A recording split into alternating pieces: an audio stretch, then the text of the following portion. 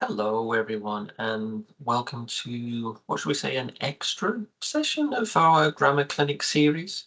My name is Kieran, and yeah, I was thinking about our series and thinking, what was there anything that was missing first time round? And I had a look and I thought maybe something like conjunctions would be useful for everybody out there for us to study, and which can then help us with our higher education work. So today we are going to be having a look at conjunctions and more specifically coordinating conjunctions. So if you haven't watched my video on sentence types, uh, simple, compound, compound, complex sentences, then please do have a look at it. There should be a link here now on the screen for you. Okay, because what you learn from that video, you will then be able to use that knowledge you'll be able to use when talking about conjunctions. Okay, so we touch on it a little bit in that video, but here we're going to develop that idea more, and this will really help when it comes to your assignments. So let's first of all consider what are conjunctions. So conjunctions are those little words that connect everything together. They're kind of the glue that makes our sentences connect with each other, things like that. Okay, so they connect words, phrases, clauses in a sentence, and helps to just link them together to create this smooth, easy to understand, easy to follow sentences. Now, there are three types of conjunctions, which we're going to have a look at over the next few sessions. But in today's session, we're going to focus on those coordinating conjunctions, like we said. We will have a look in our next session at subordinating conjunctions, and we'll also have a look later at correlative conjunctions. Now, it all sounds very difficult and like scientific and what's all of this stuff. It doesn't really matter what the names are. It's the fact that we know how to use them, which is much more important, okay? So they're all very similar, but they all have slightly different purposes and slightly different reasons why you use them in your writing. So that's why we're going to split them up a little bit. Okay. So coordinating conjunctions, our topic for today, are those words like and, but, also, yet, for, which connect equal sentence elements together. Okay. So again, if you go back to that sentence type video that we recorded, generally coordinating conjunctions are used in compound sentences, okay, or compound complex sentences. But generally, they connect together two independent clauses. So those are two clauses, two sentences that work on their own. And if you put them together, they are still their own ideas, but just connected. So why should we use conjunctions? Why should we use coordinating conjunctions? Because they hold our sentences together, they improve the structure, and they make our writing easier to understand and easier to read, which is something we should definitely be hoping to do. Okay, so if you have some assignments coming up, learn what we've had today and apply it to those assignments. So let's plow ahead then with coordinating conjunctions. So it says here on the screen, an introduction to fanboys. Okay, so fanboys is an easy way to remember the coordinating conjunctions because each of those letters refers to one conjunction, one coordinating conjunction that you can use. Okay, so if you can't remember the name coordinating conjunctions, just remember fanboys. Okay, so like we've already discussed, conjunctions themselves, the bigger idea, those are the joining words.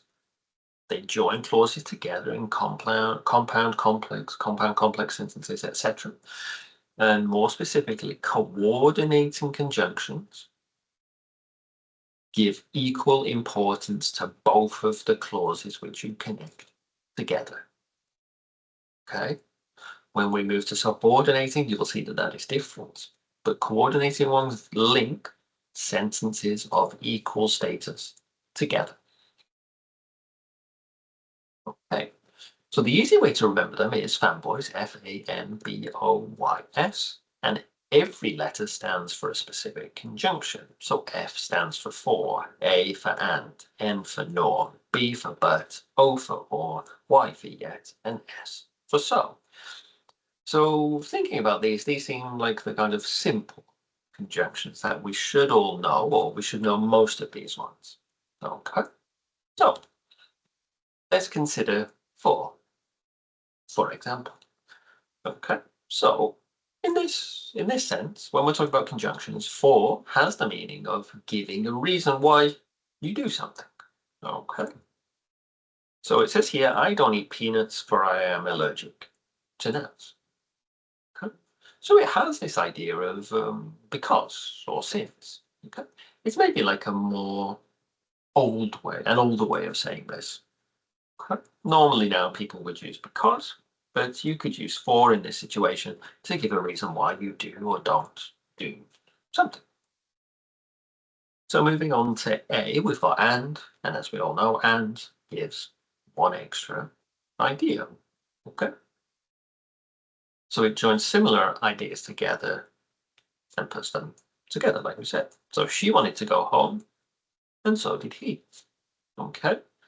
So there we can see that the coordinated conjunction has taken two sentences, put them together to suggest that they are kind of similar ideas.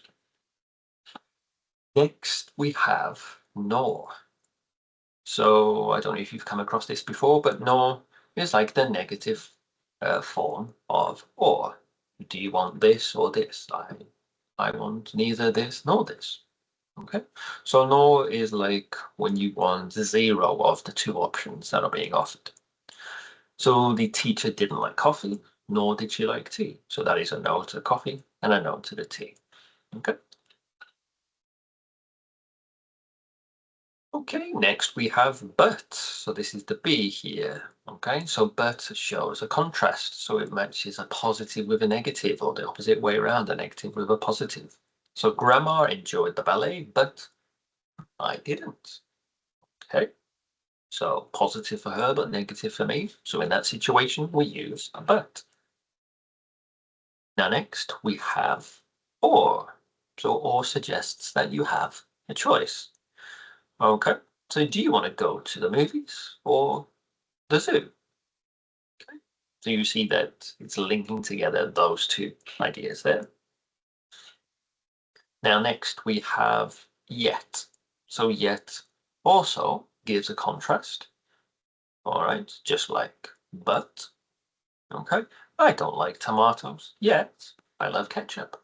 So we've got the negative of not liking the tomatoes, but the positive of loving ketchup. So again, we can link those together with yet. Again, yet is one of those older ways of saying this. It's not very popular or common to use it anymore. So now for our last letter, which is S, and that gives us so.